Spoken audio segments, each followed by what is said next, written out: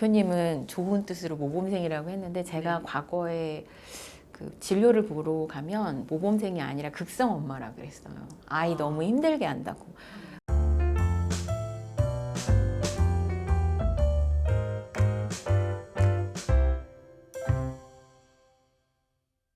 혹시 1형 당뇨병의 경우에 치료를 통해서 완치를 다 가능하기도 한가요?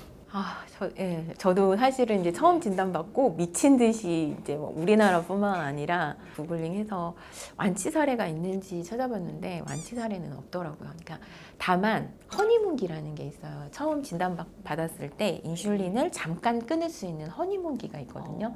그 허니문기를 또 완치라고 오해하시는 분도 계신데 결국은 그 허니문기가 끝나면 다시 1형 당뇨로 인슐린을 꼭 주입해야 되는 그런 상황으로 바뀌게 됩니다. 네. 허니문기는 아예 없는 사람도 있고요. 뭐 적게는 한 달, 길게는 뭐 1년 넘게 또 허니문기를 가지는 분이 계신데 제가 아는 분 중에 허니문기를 겪으셨던 분은 오히려 1형 당뇨를 진단받았을 때보다 허니문기가 끝났을 때 절망감이 더 컸다고 하시더라고요. 그러니까 어떻게 보면 저희한테 허니문기는 뭐 인슐린을 안 맞고 좀 편하게 지낼 수 있는 기간이기도 하지만 약간 희망 고문인 거죠. 언제 끝날지 모르는 또 두려움에서 항상 떨어야 되고 그래서 아직까지는 완치가 되지 않는 그런 질환입니다. 1형 당뇨병은 평생 관리가 필요한 질환이잖아요. 그래서 이제 진단을 받고 나면 본인뿐만 아니라 가족들이 이제 많은 변화가 있을 텐데 대표적인 변화 3가지를 꼽아주신다고 하면 어떤 게 있을까요? 항상 혈당 체크를 해야 되죠. 네, 그러니까 수시로. 그러니까 보통 제가 지금은 이제 연소혈당 측정기를 쓰는데 연소혈당 측정기를 쓰지 않았을 때는 2시간에 한 번씩 혈당 측정을 했었거든요. 그럼 이제 하루에 10번? 또 아픈 날, 뭐 이런 날은 하루에 24번도 혈당 측정을 했었거든요. 근데 사실은 24번을 측정해도 1시간 동안에도 어마어마하게 혈당이 변동하기 때문에 그 변동 추이를 다 알지 못하지만 어쨌든 계속 혈당을 모니터링하고 저혈인지 고혈인지를 판단해서 저혈이면 저혈 대처를 하고 고혈이면 또 인슐린의 소량 또 주입한다거나 이런 것들을 계속 해야 되거든요. 그래서 제가 사실 계속 이렇게 워치를 보고 있는 것도 지금 현재 실시간 혈당이거든요. 그러니까 제가 어느 곳에 있더라도 항상 이 워치를 가지고 아니면 스마트폰을 통해서 계속 실시간으로 혈당을 확인하는 게 아이가 학교에 가도 네, 엄마가 장 보러 나와도 계속 이걸 보면서 저 설거지할 때도 이렇게 하고 설거지할 때 또 음성으로 틀어놓기도 하고 설거지할 때 앞에 시계처럼 또 놓기도 하고 그래서 수시로 혈당을 모니터링하면서 이 변동성을 체크해야 되는 게 이제 가장 큰 변화이고 또 한 가지는 사실은 이제 음식에 대한 것도 좋은 음식을 먹으면 혈당이 되게 좋아요. 그렇지만 일반적으로 아이들이 학교 생활하고 친구들하고 지내고 또 성인 같은 경우는 사회생활을 하면서 항상 좋은 음식을 먹을 수는 없잖아요. 근데 이제 집에서만큼은 음식에 대해서 되게 신경을 쓰고 집에서 만든 음식에 대해서 좀 약간 혈당 변동성을 계속 모니터링 하다 보니까 굉장히 음식에 좀 많이 신경 쓰게 됐어요. 과거에 비해서. 네, 그러다 보니까 뭐 아이뿐만 아니라 저희도 같이 건강이 좀 좋아지는 것 같더라고요. 또 3번째로는 이제 그냥 나갈 때 외출하거나 여행 갈 때 짐이 굉장히 많아요.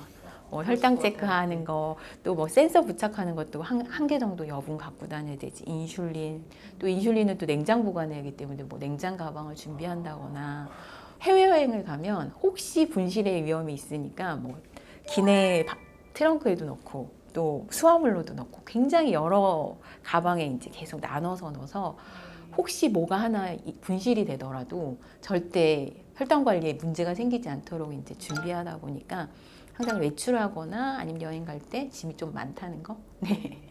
그렇게 조금만 달라져도 확 사람의 상태가 이렇게 막 달라지나요? 그래도 고혈당은 증상이 바로 있진 않는데 저혈당은 바로 힘이 없거나 이제 의식을 잃는다거나 뭐 이런 좀 치명적인 증상이 나타나기 때문에 궁금한 것들이 몇 가지 생겼는데 일단 모든 부모님들이 이렇게 수시로 혈당 체킹을 하는 것인지 회장님이 조금 모범생 엄마처럼 더 많이 하시는 것인지 그게 일단 궁금하고요. 네. 사실은 이제 대표님은 좋은 뜻으로 모범생이라고 했는데 제가 과거에 그 진료를 보러 가면 모범생이 아니라 극성 엄마라 그랬어요. 아이 너무 힘들게 한다고.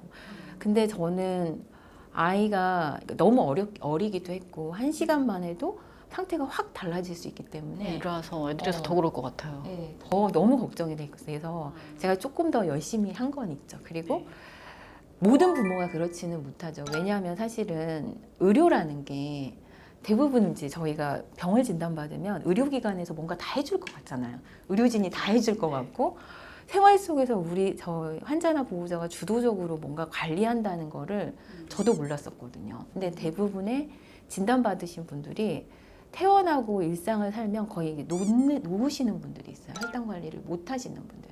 그게 이제 사실은 의료 시스템 안에서 이 환자들을 수용할 수 없다 보니까 어떻게 관리해야 되는지 배우지 못한 환자분들이 거의 방치되다시피 하는 경우들이 많이 있죠. 그런 부분이 좀 안타까워서 제가 환우회를 만들었고 좀 저와 비슷한 극성인 부모들을 이 될 수 있도록 계속 세미나도 하고 교육도 하고 오히려 이게 아이들의 뭔가 자유를 침해하는 것 같지만 이 혈당 관리가 개선되면 아이들은 그냥 또래 친구들처럼 생활할 수 있거든요. 저는 되게 긍정적으로 보여주는 게 그런 부모님의 극성이 있어야 아이들이 건강하고 또 만약에 스스로 환자인 경우에도 그런 게 필요할 것 같기는 해요. 두 번째 이제 음식에 관해서도 되게 궁금해하는 분들이 많으실 텐데 일단 아이들은 밖에서 친구들이랑 먹는 음식이 몸에는 다 안 좋은 거잖아요. 뭐 떡볶이를 먹는다든지 편의점에 간다든지 라면을 먹는다든지 그런 거 어떻게 관리하세요? 그러니까 사실은 제가 처음에는 아이가 유치원 다닐 때 진단을 받아서 유치원에서 주는 음식조차 못 먹였어요. 네. 그래서 이제 제가 뭐 제빵도 하고 집에서 반찬도 만들고, 그러니까 유치원에서는 오로지 밥만 먹고 반찬은 제가 만든 거, 제가 만든 간식. 되게 모범적이잖아요. 근데 이거를 수용할 수 있는 아이는 없더라고요. 저희 아이도 한 그걸 1년 하더니 엄마 나 이렇게 하기 싫다고, 나 친구들하고 먹는 음식 똑같이 먹고 싶다고. 근데 어떻게 생각해 보면 혈당 관리로도 힘든 아이한테 음식까지 제한하는 건 또 어떻게 보면 너무 잔인한 일인 것 같아서 그래서 이제 그때부터 아이가 또래 생활을 할 때는 친구들하고 똑같은 음식을 먹을 수 있도록 제가 혈당 관리를 적응을 하는 거죠. 맞춰서. 그래서 이제 아까 말씀드린 것처럼 계속 모니터링하면 맞춰서 관리를 할 수가 있거든요. 그리고 아이한테도 이걸 먹을 땐 이렇게 대처해라. 네가 친구들이랑 이렇게 잘 지내고 친구들이랑 똑같은 또래 생활을 하고 싶으면 네가 그에 대한 뭔가 뭐 책임을 지는 행동을 해야 된다. 이제 아이한테 계속 알려주다 보니까 지금은 좀 불량한 음식을 먹어도 네, 잘 대처하고 뭐 친구들 중에서도 잘 먹는 아이거든요. 저희는. 네, 그래서 혈당 흐름에 문제 없이 그렇게 지내고 있습니다. 그러면 그날 떡볶이 먹으면 저녁은 뭐가 달라지는 건가요? 보통 이제 인슐린이라는 게 약효가 지속되는 시간이 있잖아요. 3시간에서 5시간을 지속하는데 떡볶이 같은 음식을 먹으면 그 뒤에도 계속 혈당을 오랫동안 올려요. 그럼 계속 추가 주사라고 해서 혈당을 보고 계속 주사를 주입을 해줘야 되고 떡볶이를 먹은 날 다음 끼니는 좀 더 가벼운 음식으로 해줘야 되는데 뭐 아이가 원하지 않을 때는 그래 엄마가 보초 설게 하고 이제 저녁도 그렇게 할 때도 있고 아니면 이제 아이를 설득해서 좀 더 가벼운 식단으로 할 때도 있고. 네. 췌장의 기능을 이제 스스로 한다고 생각하면 되는 거네요. 네. 그래서 저희 엄마들끼리는 이제 엄마 췌장 시스템이 가동한다고. 그러니까 엄마가 그냥 잠을 안 자고 계속 모니터링 하는 거죠. 먹거리를 잠깐 얘기했지만 이제 아이들인 경우에 어렸을 때 발병을 하게 되면 이제 못하는 것들이나 주의해야 될 것들, 엄마가 제한하는 것들이 많다 보니까 아이가 받아들이기 어려워했을 것 같아요. 아까 뭐 친구들이랑 똑같은 걸 먹고 싶다. 이거 외에 또 다른 어려움이 있으셨을까요? 사실 뭐 아이한테 정말 가혹한 질병인 것 같아요. 이제 뭐 계속 인슐린 주사를 맞아야 되니까 친구들하고 놀 때 한창 놀이를 해야 되는데 항상 놀이 흐름을 끊어버리는 거죠. 맞아, 혈당 체크하자. 혈당 체크하고 나서 인슐린 주사 맞아야 돼. 그리고 친구들하고 뭔가 음식을 먹을 때도 다른 애들은 그냥 바로 이렇게 먹는 음식을 저희는 혈당 체크하고 인슐린 주사하고 뭐 이런 거 자체가 아이한테 그냥 그 자체가 힘든 거죠. 그런데 뭐 연소혈당 측정기나 인슐린 펌프가 없었을 때는 그렇게 아이한테 뭐 주사나 혈당 체크도 힘든 상황인데 놀이도 제한할 수밖에 없었거든요. 왜냐하면 혈당 흐름을 모르니까 아이가 뭐 축구를 한다거나 운동을 되게 좋아하거든요. 저희 애가 운동을 하려고 할 때 저혈당이 발생할까봐 얘 하지 못하게 하는 거예요. 그러니까 그때 이제 유치원에 그 축구 교실 붐이 일었어요. 친구들이 다 이렇게 한 봉고차를 타고 축구를 하러 가는데 축구 네. 근데 얘만 못 가는 거예요. 어떻게? 그러니까 이 아이한테는 당뇨가 너무 힘든 질환이 되는 거죠. 그렇죠. 예, 놀이 흐름도 깨고 친구들하고 뭔가 또래 집단 활동도 할 수 없고 그래서 이제 제가 더더욱 그런 좀 혁신적인 의료기기를 찾아서 아이가 좀 불편하더라도 친구들하고 똑같이 지낼 수 있게 하는 방법을 좀 많이 고민을 했던 것 같고 지금은 뭐 친구들하고 똑같이 먹고 똑같이 운동하고 잘 지내고 있습니다. 운동 얘기가 나왔으니까 어떤 운동을 좋아하나요?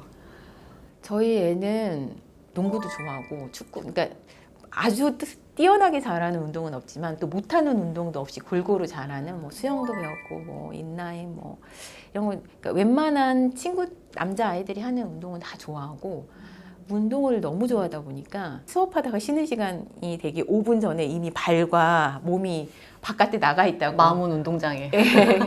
그래서 막 최근에 이제 중학교 가서는 탁구도 치고 그리고 요즘 같은 경우에는 되게 덥잖아요. 근데 지난 주말에도 학교 운동장에 가가지고 이 땡볕에 축구를 1시간 하고 올 정도로 운동을 되게 좋아합니다. 사실 아이가 한다고 하는 운동에 대해서는 이제는 제한하지 않고 가능하도록. 그래서 지금은 뭐 자기가 하고 싶은 운동 마음껏 하고 있습니다.